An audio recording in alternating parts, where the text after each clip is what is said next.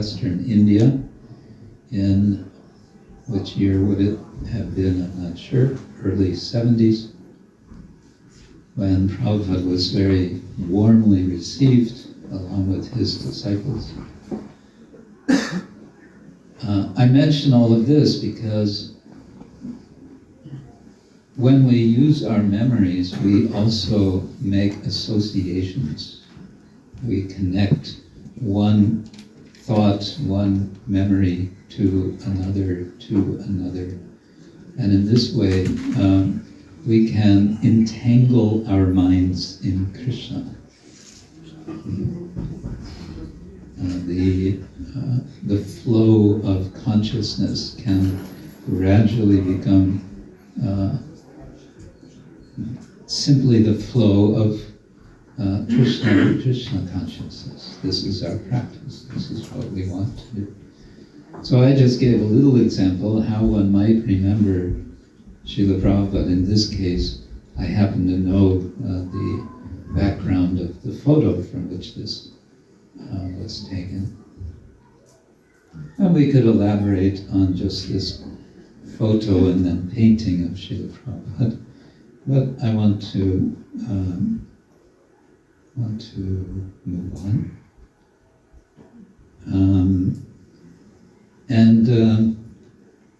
I start, the book has more paintings. I've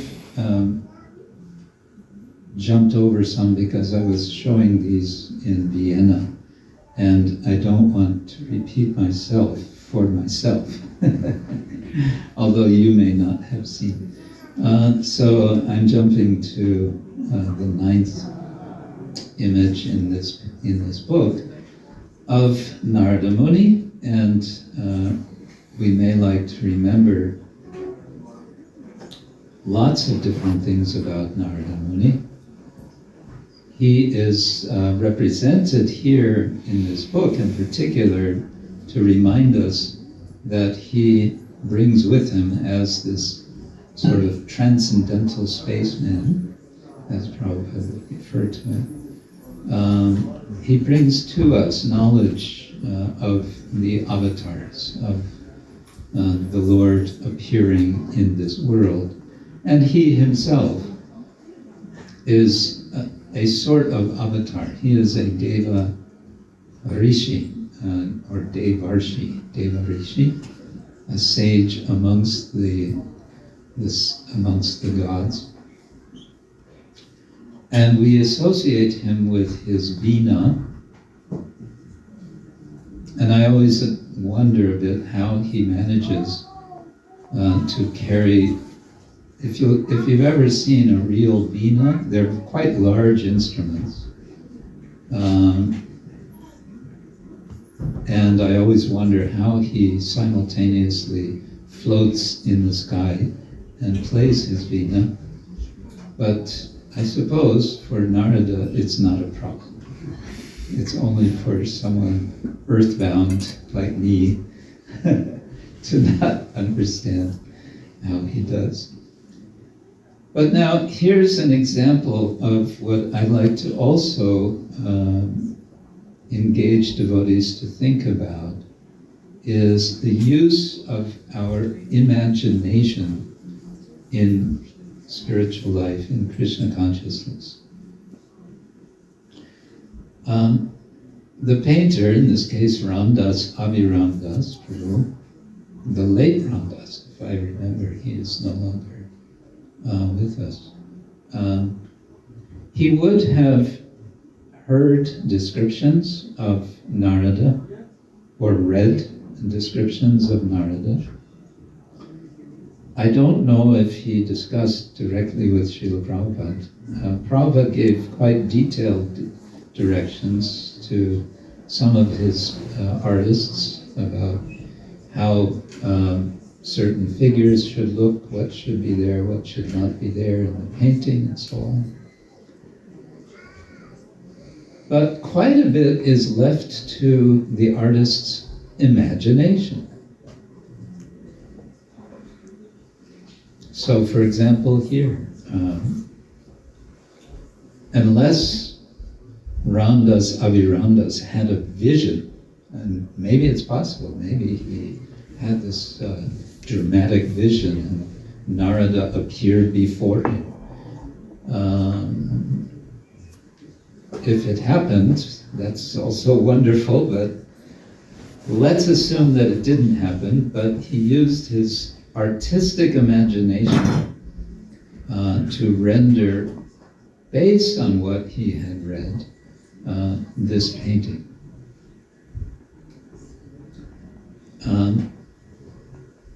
It's, I think, very nicely done.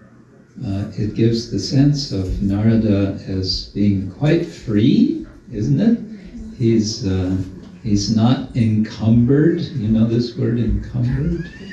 He's not tied down. He seems almost weightless, really. And he's doing one of the things that he likes to do is to spread the glories of the Lord, playing his veena and singing, as Bhaktivinoda Thakur sings in his song, Narada Muni Bhajaya Veena Radhika Ramana Name. He goes about singing Radhika Ramana, playing his veena. So all of that can be appreciated, and so much more, I'm sure, could also be appreciated from this painting. And you can imprint this painting in your memory as you're reading the Bhagavatam, some portion where Narada is speaking. Right? There are many portions, especially much of the 7th canto, of which we've been hearing and reading with respect to Narasimha, the appearance, the story of, that's all being told by Narada to King Yudhishthira. So these associations can be there in our minds, and this can be very nice. They can give us a sense of getting a picture from this material world out into the spiritual world. And if you were looking through a window from inside a house, here, for example, we can go to the window and we can look out and we can see nice Bavarian forest scenery, and we may be attracted because the weather is nice. Oh, let me go out and into this forest just across from here. Similarly, we can look at these windows to the spiritual world and we can feel, oh, let me go out, let me go to that place. So if we actually imagine, again, using the idea of imagination, if we imagine these paintings are windows, then we're not looking at a painting, we're looking through a window to some reality beyond the window.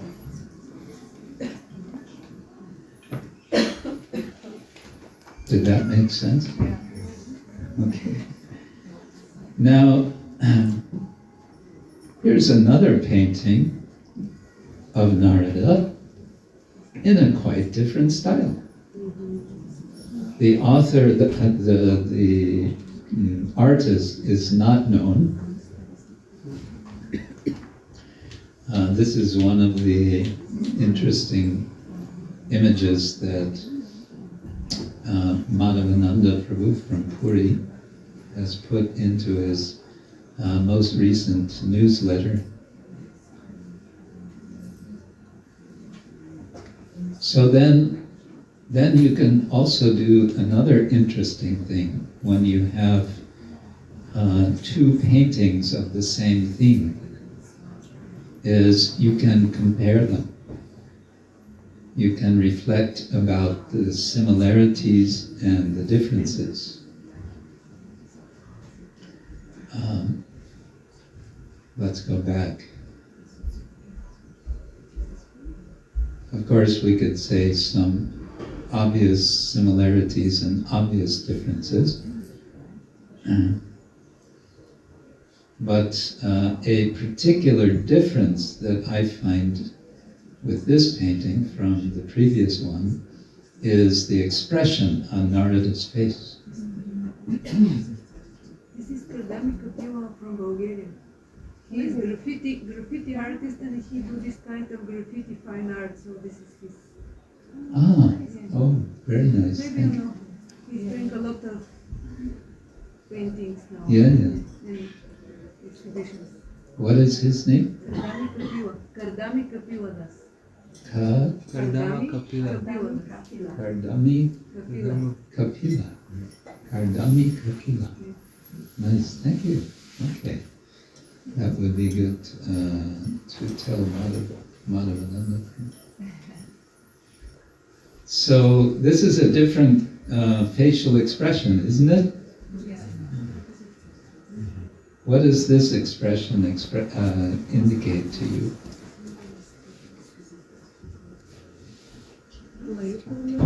Joyfulness. Joyfulness? Playfulness. Okay. Curiosity. Huh? I can't. Sweetness. Sweetness. Sweetness, yes, okay. Yeah. I would say shyness. Shyness. Okay. It's hard for me to imagine Narada Muni being shy. Narada Muni is usually the one who is jumping into the middle of something and causing trouble. Because the Narayana, he was playing outwardly but inwardly different. So there was a form of holding back but also expressing himself. Okay, that's good. Witty? He's witty, he's clever. He can be a troublemaker, isn't he? He's famous for being, we have a word in English, gadfly. Have you heard that before? No. A gadfly is, I think it's actually a kind of insect, a fly that goes around and annoys everyone. So the gadfly, a person, is one who's, is sort of the professional prajalpa speaker. Did you hear what he said? Did you hear what she said? And so on.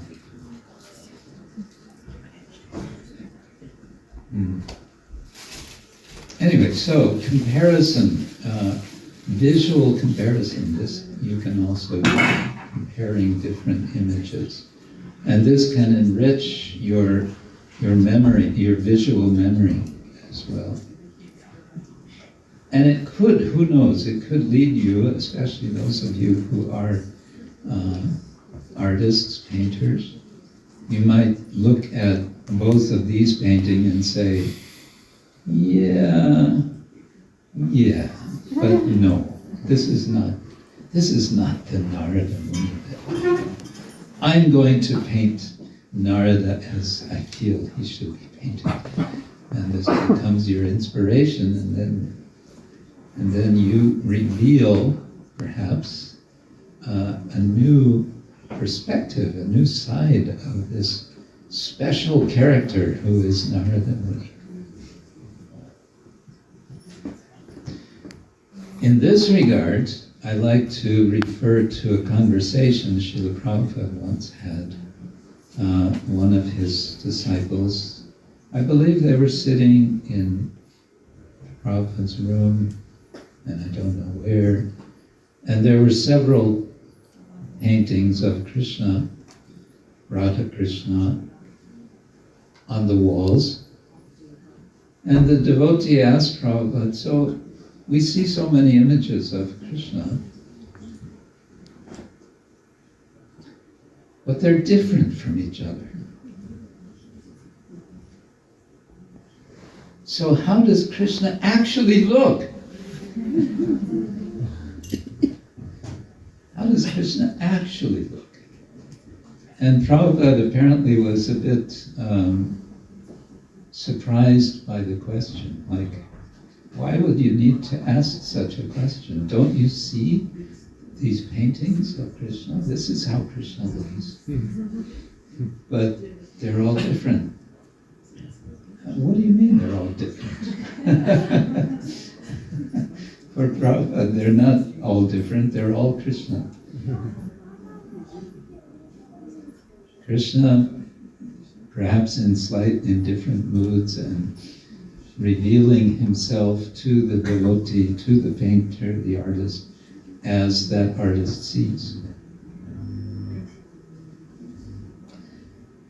Yeah, there's a verse in the 3rd canto I'm always trying to memorize. Tam Bhakti Yoga Paricharita Prit Saroja Ase Shrutepsita Pato Nanunat Pungsa Yat Diya Takurgaya Vibhavayanti Tat Tat Vapu Pranayase Sat Anugrahaya. Finally got it.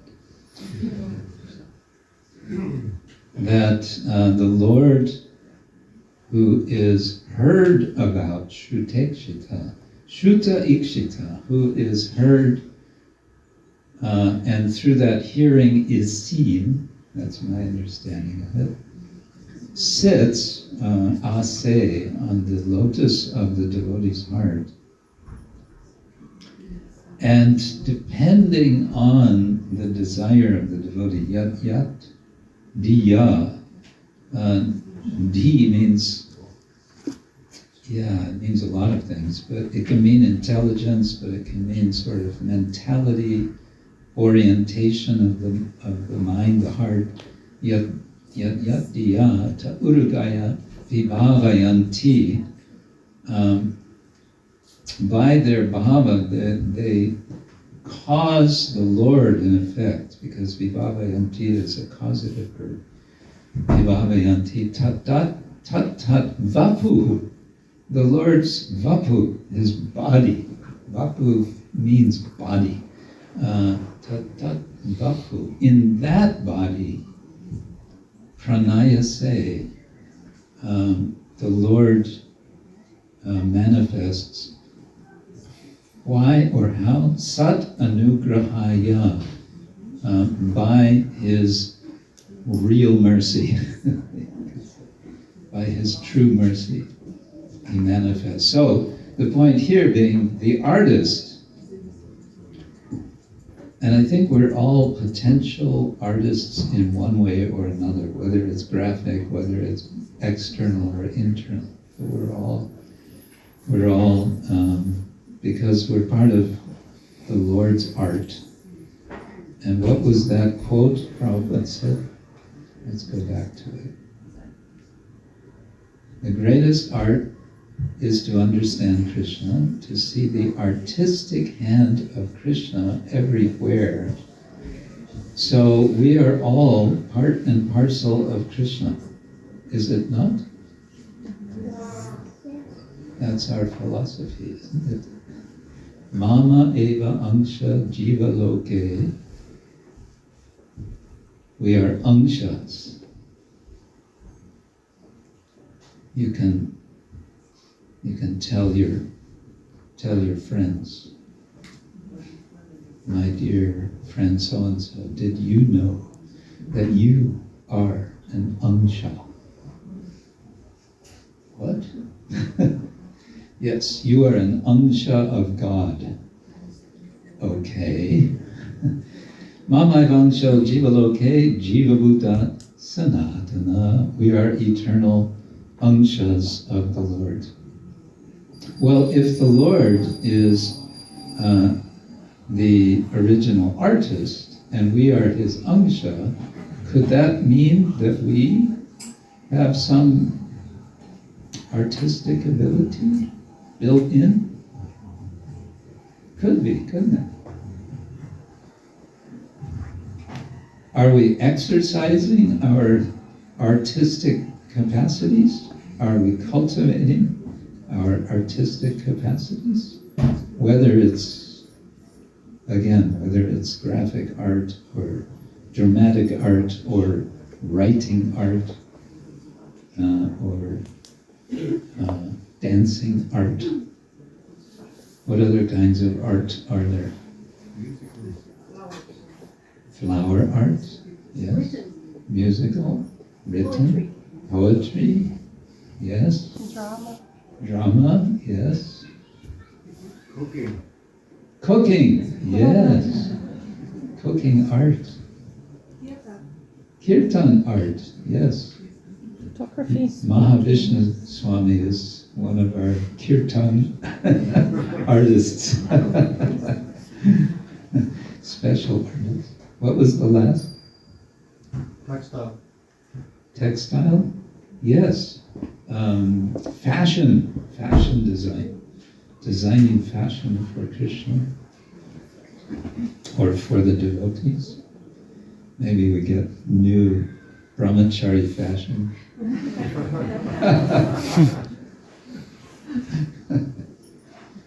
Okay. Jewelry. Yes. Yeah. Photography. Filmmaking. Huh? Sculpture, yes, sculpture. Yes, there's also, modern art gets into some really wild things, contemporary art, but there's happening art and there's events, artistic audience. Huh? Art of puja. Yeah, actually, Krishna says in the Bhagavad Gita, chapter 2, that yoga is the art of activity. So anything you do, if you do it as yoga, is art. Yes. Buddhiyukto jahatiha ube sukrita duskrite tasmat yogaya yujasva yoga karmasu koshalam. Yoga, the art of work. This painting I showed a few days ago. I like it because it gives such a sense of shanti in my mind. But of course, there's an irony here, isn't there? Because what is happening? What is happening in this painting?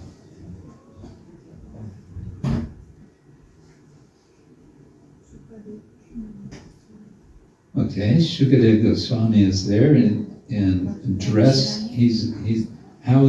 What is his dress style? It's quite natural, isn't it? Yeah. It's said that he is dressed by the directions. Digambara. And of course, next to him is the king, the emperor, Parikshit Maharaj, who is now dressed not as an emperor. He has given up his paraphernalia and regalia of being a king or emperor, and now he's very humbly presenting himself before the sage, this young 16-year-old sage whom all of the other sages recognize to be the best authority. They had been discussing amongst themselves how to respond to this very important question of Maharaj Parikshit. But as soon as Shukadeva Goswami comes, immediately everyone recognizes he's the one who can speak. He is the most qualified. But in what circumstance is Parikshit Maharaj presenting himself first to the sages and now to the one sage.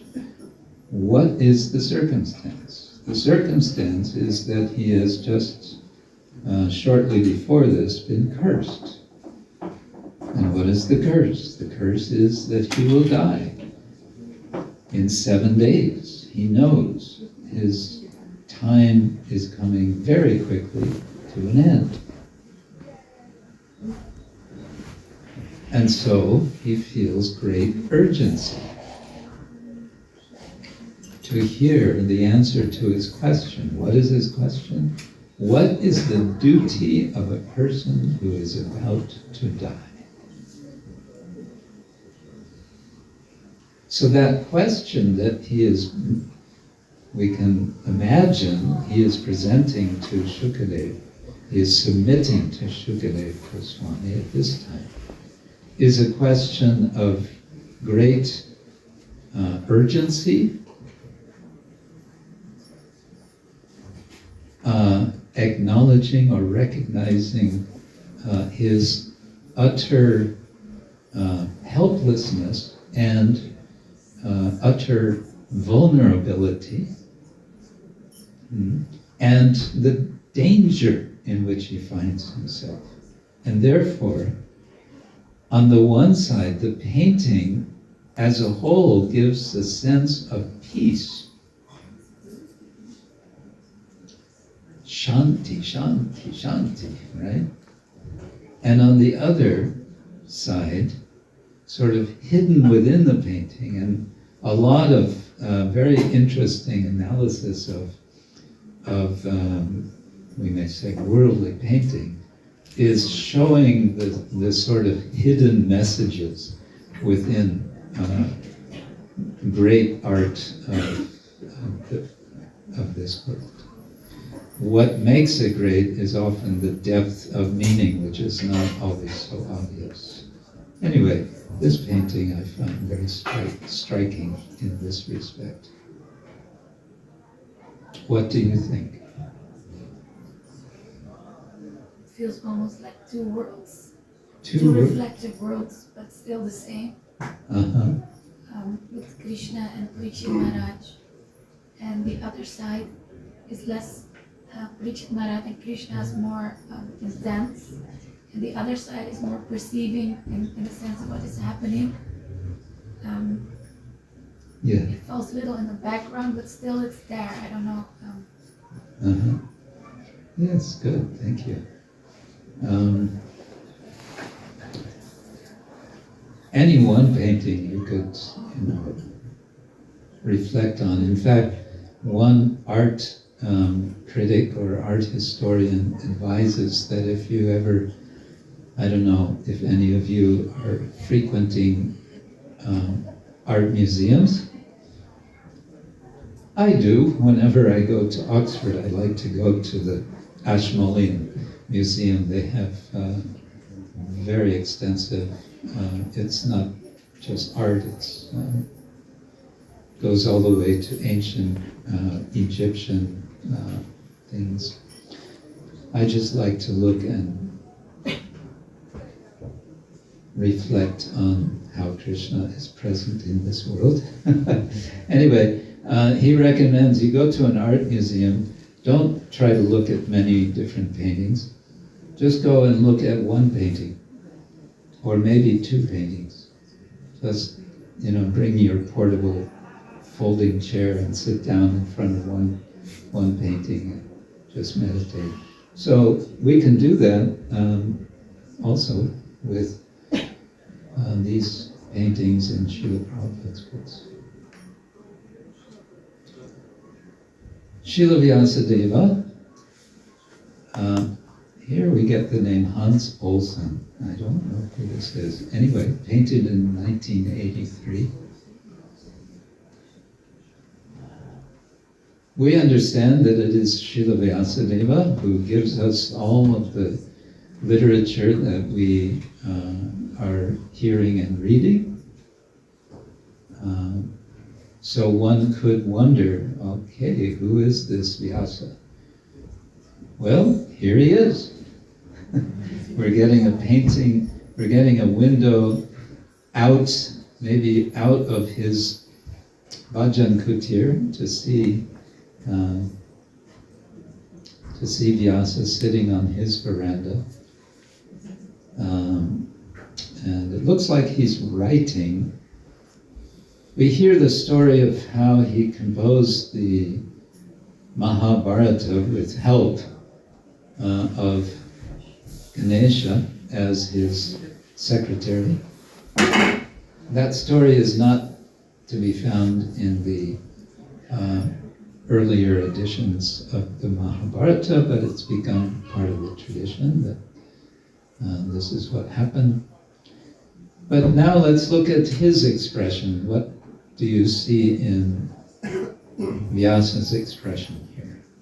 Facial expression. He's actively looking at something. Inspiration. He's seeing something. Seeing something. Very thoughtful. Determination. His determination. Renunciation. And contemplation. Contemplation. Vision. Perhaps his vision of the future.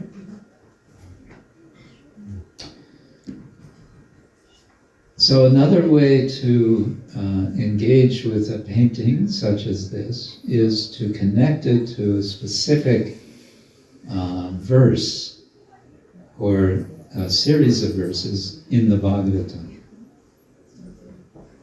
So in Canto 1, which chapter? Chapter 5. No, wrong. Chapter 7? Beginning of chapter 7? I think so. Bhakti yogena manasi samyak pranihite amale apasyat purusham purnam mayam chayat apashrayam. A verse which is the beginning of a series of 4 or 5 verses, which our previous Acharya Srila Jiva Goswami considers extremely important. That so much is packed into this statement, which is describing Srila Vyasadeva's meditation. After he meets Narada, and Narada has in effect scolded him for, in a sense, wasting his time compiling the Mahabharata. He says, you've done all this. In effect, Narada says, I'm not impressed. Because you haven't focused on the Supreme Personality of Godhead. But he's just confirming what Vyasa has already suspected himself. About himself, that this is his problem. So after Narada confirms this point, Vyasa then goes and he sits down, and what does he do? He doesn't just look at his mobile phone. He meditates. And what is his meditation? Bhakti yogena manasi samyak pranihite amale. He meditates on bhakti yoga, or with bhakti. Actually, he meditates by being devotional in the mind with his devotional mind. And what does he see in his meditation? He sees 2 things. Shri Prahlad Lakshmi Narasimha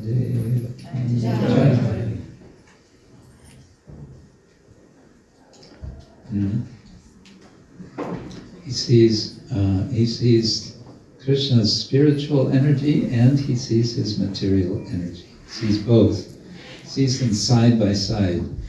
So my thought is, as in this painting, this is his seeing of Maya and the spiritual world simultaneous.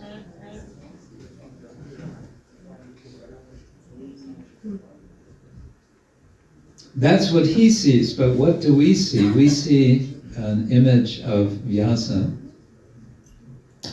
and it looks like he doesn't eat very much, right?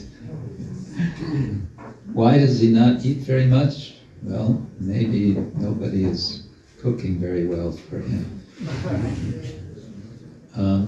Or maybe he is quite satisfied not to eat very much because he is so fulfilled by what he sees in the spiritual world.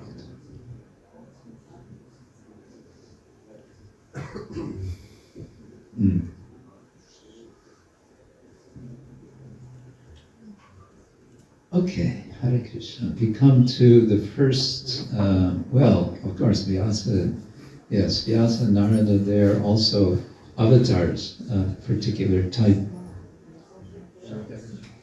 Shakti Avesha, we can say, yes. Now we come to a Leela avatar, Matsya. In the book, we have sometimes these brief quotes. So here, mysteriously the fish spoke back. Why do you throw me back into the water? So this is a direct quote from the Maha, from the Bhagavatam, and one could go to that verse and find it and connect that now with the painting. And of course we have that description in the 9th canto. It's in 9th canto? 8th canto. End of the 8th canto? Somewhere. It's in the Srimad Bhagavatam. I should know better. There's a verse in the 2nd canto. Let's see if I prepared myself properly. Whoops. Nope. Okay, let's go here. There we go. 2nd canto, chapter 7, verse 17. Jayan gunai avarajo hyarite sutanam lokan vichakrama imam yat atadiyanya shmang vananena. This is the wrong verse. Jagrihe tripada chalena yat chanrite paticharan prabhuvir nachalya. Nope, I got the wrong verse. So much for my preparation. Okay, that's all right. Back up. I had a verse. Maybe it's just before this, but I won't look for it now. Hello, how do we get back? Take me back there.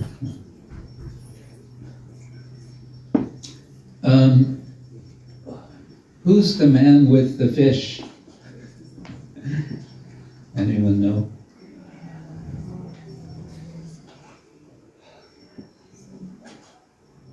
Yes, Subha. Is it Narasimha? No. Good try.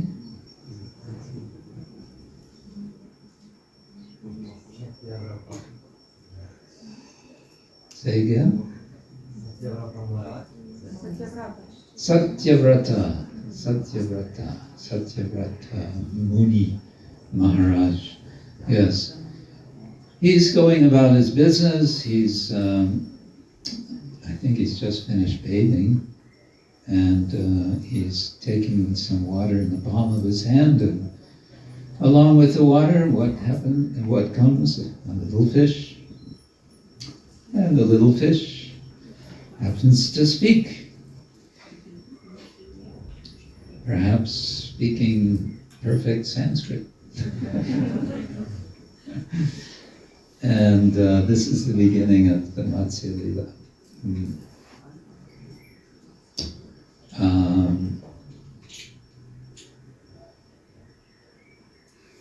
One thing I noticed from this painting in relation to the previous of Shukadev Goswami with Maharaj Parikshit, scenery, this idea of painting scenery, is actually a fairly recent development in Western art from, I guess, the 18th century. The idea of perspective also, giving a sense of depth and distance. That's also a modern idea in Western painting. And I would suggest that this application of this aspect of Western art has been quite strongly instrumental in making modern devotee art so popular. Also in India, devotees have told me, devotees from India have told me that when I saw this art, I experienced what I had not before, namely, Krishna is real.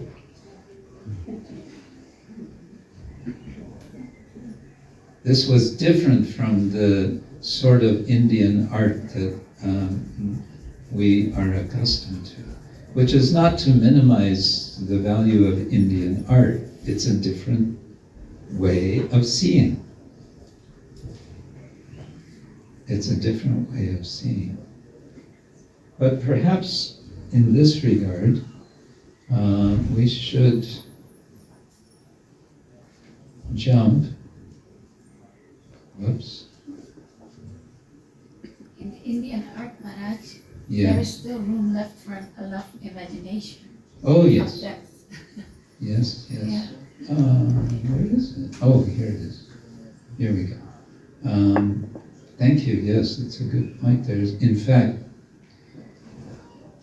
you're right. Okay. Shri Narasimha ki. Since we're celebrating Narasimha's appearance. Oh. Oh, we can't show it there? No.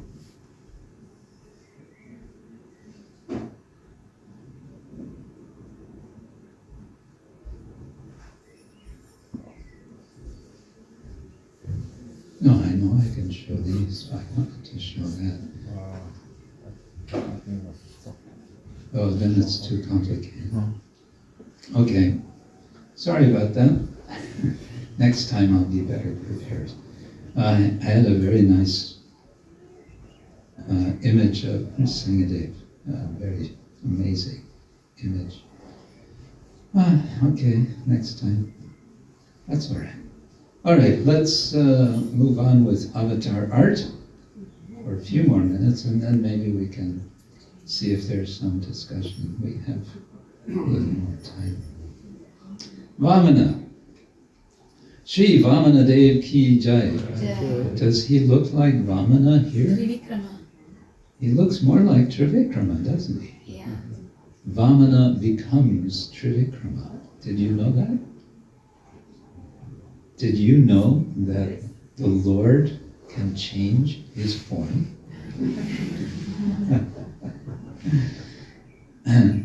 Yes. In the Garga Samhita there's written that Lord Brahma with all the demigods goes to Goloka Dham, and the Gopi waiter of the Dwarpa is asking, which universe are you from? And they don't know, and then somebody answers, this universe of ours where we're currently in is the universe where Lord Trivikrama penetrated the sky. Yes. So if we ever It's get a this particular, question, yes, in case Mataji is pointing out from Garga Samhita, a pastime, the devotees going to Goloka, and they're being asked, which universe are you from? There's so many universes. You could be from anywhere. What do we know? oh, we're from that universe where Trivikrama, the Lord, pierced through the covering of the universe. Oh, that universe. Okay, so in this way, this universe is identified. So in case you're ever asked, which universe are you from? Now you know how to answer. Yeah, so we know this story. That's oh, but I also can't show that, can I? Or did it show? No, it doesn't show. All right. Anyway, here's the verse from the second canto.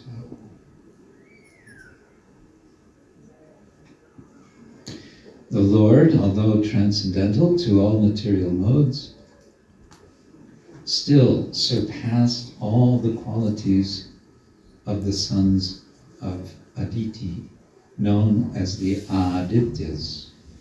The Lord appeared as the youngest son of Aditi. And because he surpassed all the planets of the universe, he is the Supreme Personality of Godhead.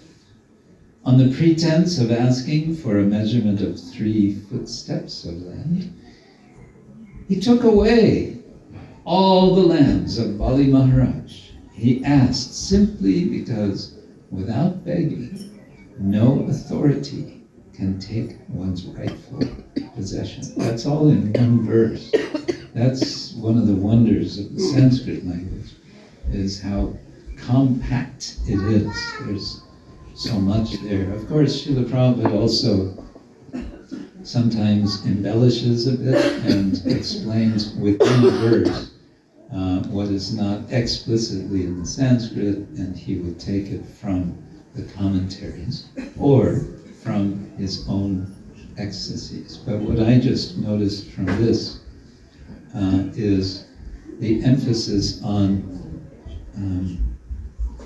the Lord surpassing. He surpasses the qualities of the sons of Aditi, and he surpasses all the planets. And so that image of him surpassing all the planets, whoops, that's what we're getting here. But from this painting, we can extrapolate, we can make this connection of how the Lord is surpassing whatever we see, whatever anyone claims, whatever opulence anyone claims, the Lord surpasses it. You know this word, surpass? To go beyond. And we see these, Bali Maharaj there and others there. Wow! Wow! What is this? They're shocked. And we, as we look, we're not maybe so shocked as they are. Why are we not shocked? Because we know this is happening. For them, it's just happening in the situation. We already know. We already know. Yes, the Lord stretches himself. Yeah. So what else is new?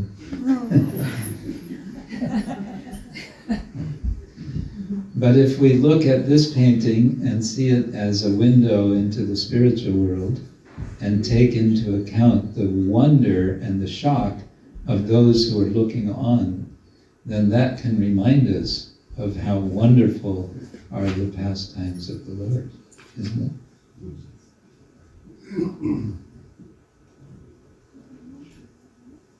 What is Trivikrama's expression in this painting?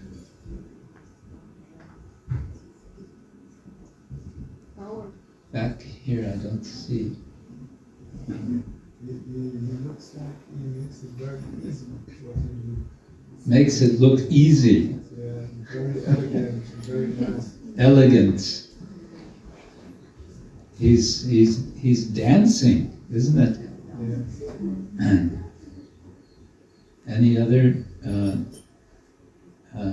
Yes, Mataji, but maybe someone on this side. Oh, yes, Suba.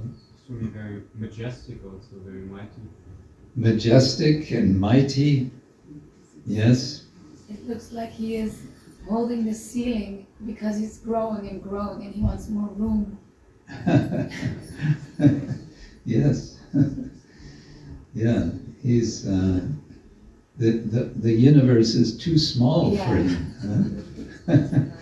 Before he was just a little. He was a cute little dwarf. He was a Vamana. He was so cute, and he just asked for 3 little steps of land. What does that mean, 3 steps? It means he's going to trace out a triangle on the ground, or 1, 2, 3. Anyway, anything else about his expression? Peaceful. How about confident? Mm-hmm. It's not that the Lord is not sure if he can do this. He's confident, but does he look proud? No. He's just doing his job, isn't it? What are the avatars? In general, what is the job of an avatar of Vishnu? Restore Dharma. What does Krishna say in Bhagavad Gita, chapter 4? Sua. Protect the devotees and destroy the demons. Protect the devotees and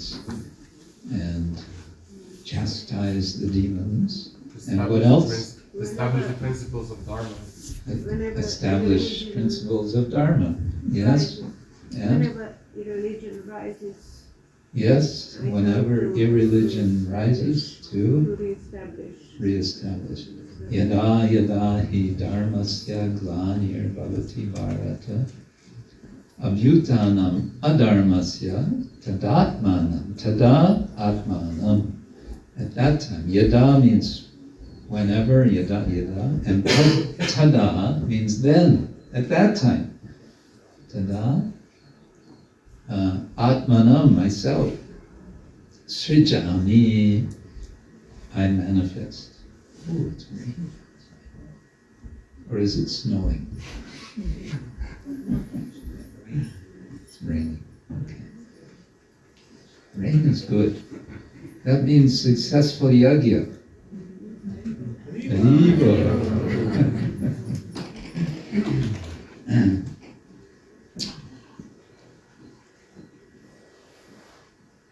Shall we look at one more painting? Yes. This is from Jadurani Devi Dasi from 1985. When I first saw this painting, I thought, wow, yes. What moment is being described in this painting? As described in 3rd canto Bhagavatam. Yes, Mangala. When the 4 Kumaras got transformed by just smelling the lotus feet, the last of the Yes. That's in toward the end of chapter 15 of Canto 3. What's happening? The 4 Kumaras are marching into Vaikuntha, and what happens? They get stopped. Who stops them? Jai and Vijay. There's some altercation, there's some discussion, and what happens? Curse. There's some cursing. Jai and Vijay get cursed. One of them is going to become who? Jagai or Magai. And who else before that? Hiranyaksha and Hiranyakashipu. Yes. Srila Bhakti Siddhanta Saraswati Thakur says we can be thankful for the appearance of Hiranyakashipu. because if he had not appeared, Lord Nrsingadev would not have appeared. So after this altercation, or in the midst of this altercation, who appears? Lord Narayan. He comes from behind, because the four Kumaras have already passed through 6 gates of Vaikuntha. There are 7 gates. And if you go to Sri Rangam, this massive temple in South India, at Tiruchirappalli, you'll see there are 7 times 4, because there are 4 sides, so there's 28 gates actually. And one of these gates, one of the innermost gate, is called the Vaikuntha gate. And that gate is kept closed the entire year, except for one day of the year, and that is, they call it Vaikuntha Ekadashi. And that's the day when Lord Vishnu wakes up after 4 months of having a nap. He wakes up, and when he wakes up, they open that door, and on that day they say, so I have heard, if you go through that gate on that day, you've made it. Back home, back to Godhead. The 4 Kumaras had entered through 6 gates without any obstruction, but when they came to the 7th gate, they met Jai and Vijay. And Jai and Vijay said, who do you think you are? We have a dress code in Vaikuntha. And Digambara does not fit in the dress code. So they were obstructed, and in their being obstructed, they exercised their Brahminical power of cursing. But then the Lord appears, and when he appears from behind the 7th gate, he sees the commotion. He's heard the commotion. There's been this altercation. And so the Lord himself appears to see what's going on. And then the Lord himself says, actually, all of this is happening by my arrangement, and so on. But the moment that the 4 Kumaras see the Lord, they also can perceive through their nostrils entering into their nostrils. See, they want to enter into Vaikuntha, but they've been obstructed, and now entering into the gates of their own bodies, the 2 nostrils, they have such an experience of the Lord that Sankshovam Akshara Dushamapi Pritsarod, no, Akshamapi, despite being impersonalists, Akshara, Sankshovam, they become transcendent, they become, what's the word that's used? It shakes them to the core, but in a positive way. Tasyaravinda, Nayanasya Padaravinda, Kinjalka Mishra Tulasi, Makaranda Vayu, the Vayu, the air which had been infused with the fragrance of the tulsi mixed with the saffron particles on the lotus feet of the Lord. Antargata Svavivarena Chakar tesham svavibara, into their own nostrils. Antargata, it went inside. And that scene is what's being shown here in such a charming way. You can see one of the Kumaras, he's bending down, smelling. What is that wonderful smell? Wow. And the other three, they want to embrace. And they're looking at each other. One is looking up at the face of the Lord, one is looking at the other Kumara. They're saying, wow, look. Look at him. They're all excited. They're climbing over him. What would you say is the rasa described that's represented here? Shanta.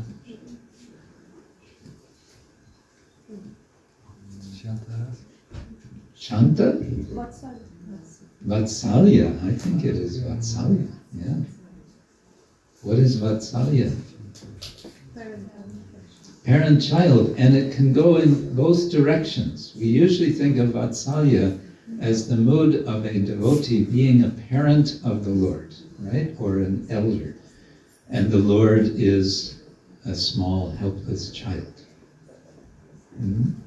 But it can also go the other way. That one feels oneself to be a child, and the Lord is the parent.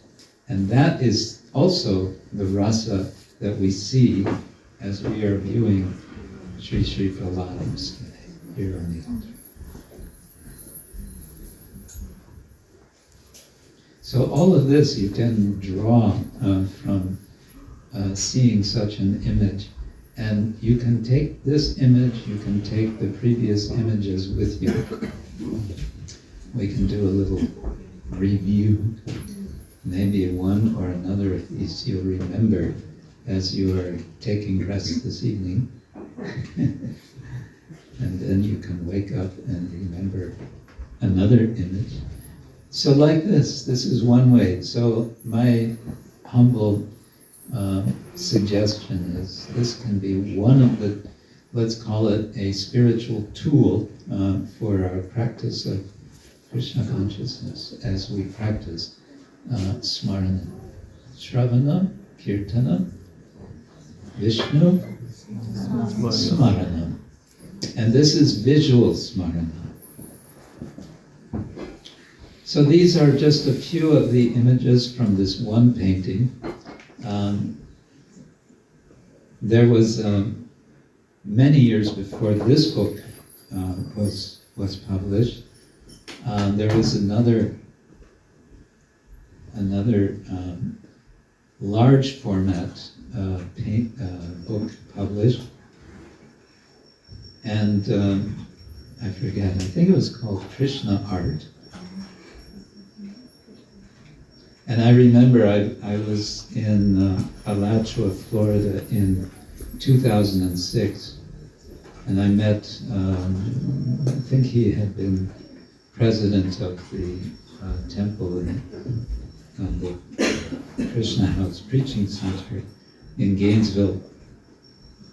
And he was telling me that he had recently made a tour around America in his like Volkswagen van. Just he himself, he had driven all around because he had purchased from the BBT all of the remaining copies of this Krishna art book. And he became inspired. I'm going to distribute, I don't know, I think it was at least a couple hundred, I don't remember his number, but he had several of these, 200, 300, 400 books, I would guess, copies, that had somehow never gotten sold. So he got them from BBT for a good price, and then he went around America and sold. And who did he sell them to?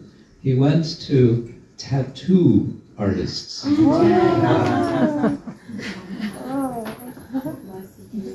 tattoo artists were very inspired by Krishna art books. So that's an interesting way to think about how Krishna consciousness gets spread in the world.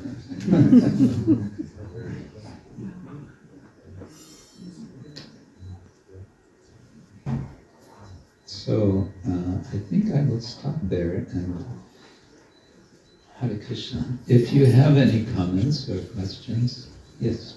There's also a book now from Yaturani Devidasi, Bhakti Illuminations, Oh yes. which is absolutely wonderful. It's, Do you remember the title of the book? Bhakti Illuminations. Bhakti Illuminations. Yes. And she's telling her personal story. Yeah. Yes. And all the new paintings, full with paintings Yeah, of yeah. Radha and Krishna also. Yes. Very beautiful to meditate on. Yes. Very. And her memories of the instructions she got from Srila Prabhupada, because she was the first artist. She told Srila Prabhupada, yes, I'm a painter. Oh, you can paint? Oh, then please paint a painting of Panchatattva. And I think this is, it's not the original, but I think it's a copy. I think the copy was done by one German devotee named Vasudev. But if I'm not mistaken, this is a copy of a painting by Jadurani, who is now known as Shyamarani. Yeah. Yeah. Thank you for mentioning. And also there's a similar book from Pushkar Prabhu of his own paintings. Pushkar Prabhu lives in Alachua. And it's also a lot of texts telling his memories, because he also he also painted while Srila Prabhupada was present, and he also got personal instruction. Yeah. And the title is Windows to the Spiritual World. Oh, the title of that book. Oh, right. Yeah. Windows of the Spiritual World. Windows to the Spiritual World. That's the Prabhupada. First Yes. time I saw Krishna book, that's all I said to people. I just opened up and said, my guru said that these are windows to the spiritual world. People said, how much is it? Oh. Yeah, the Very first powerful. book had 64 pictures. Oh, yeah. The first big Krishna book. Yeah. 64. Prabhupada. He waited until the paintings were ready, one for every child. Those big, heavy Big, volumes. the book was big. There were 2 volumes initially. First volume had 64. Right. Second volume had 32. Yeah. 1 volume weighed half a ton, right? Yeah. It was big. The bigger volume, it was cheap. Kavi Chandra Maharaj is just saying that he remembers distributing the original printing of the Krishna book, which was in quite large format, 2 volumes, I believe.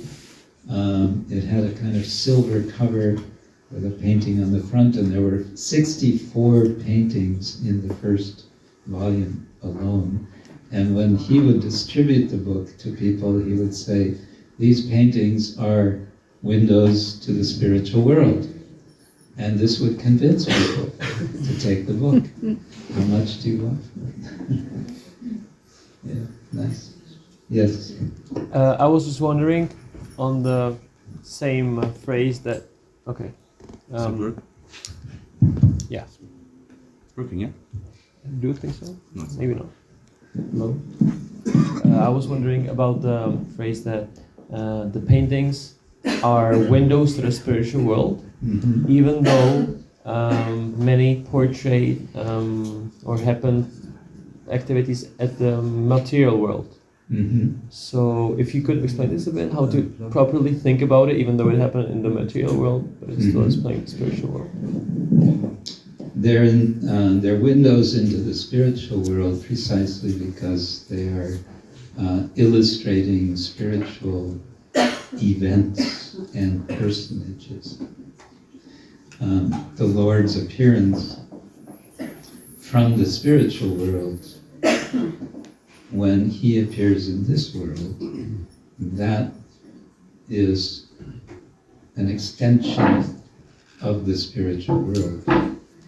Or you can put it sort of the other way around. Sometimes Srila Prabhupada would say, this material world is simply a cloud within the spiritual sky. So like any cloud in the sky, it's all sky. It's just it's not that there's cloud and then there's sky, but it's all sky, and within the sky there's a cloud. So the material world is is a cloud within the spiritual sky. And that becomes acutely clear when the Lord appears within the cloud. The cloud is dispelled.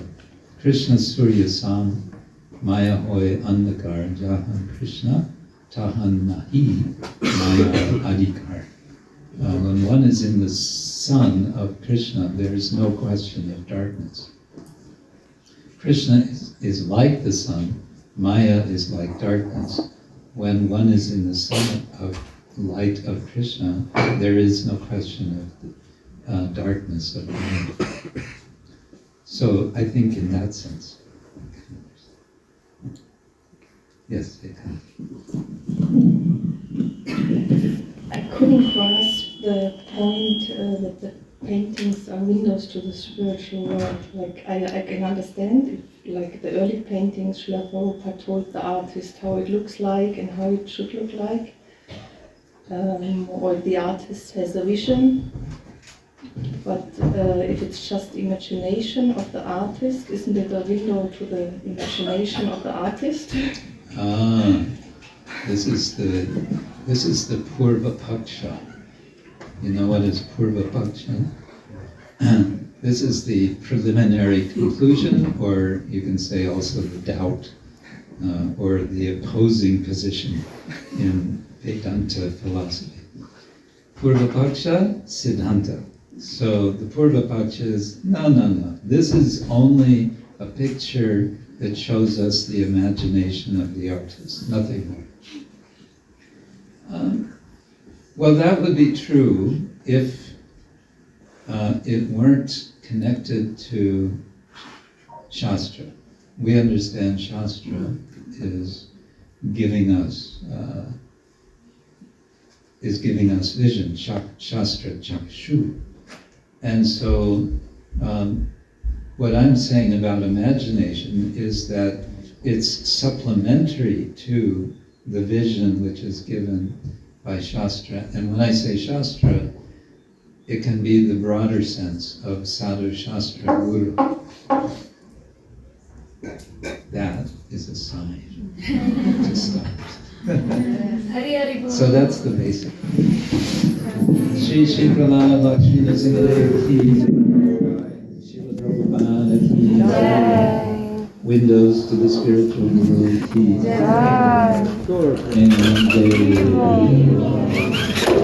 Amen.